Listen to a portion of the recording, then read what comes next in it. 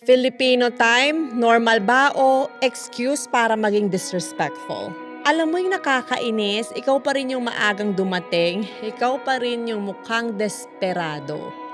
Tapos yung hinihintay mo, on the way na. Pero naliligo pala. Sa culture natin, parang naging personality na yung pagiging late.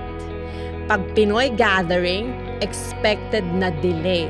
Pag may event, automatic may allowance ka dapat ng 1 to 2 hours. Minsan, tatawanan pa nila, uy, Filipino time lang.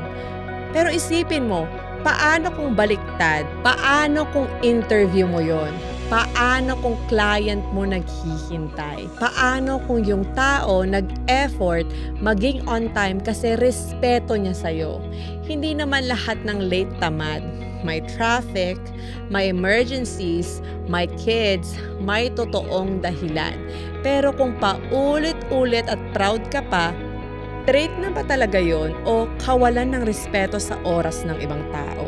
Kasi ang totoo, kapag importante sa'yo yung tao, gumagawa ka ng paraan para dumating on time. At minsan yung Filipino time, hindi na funny nakakapagod siya para sa mga taong laging nag-a-adjust.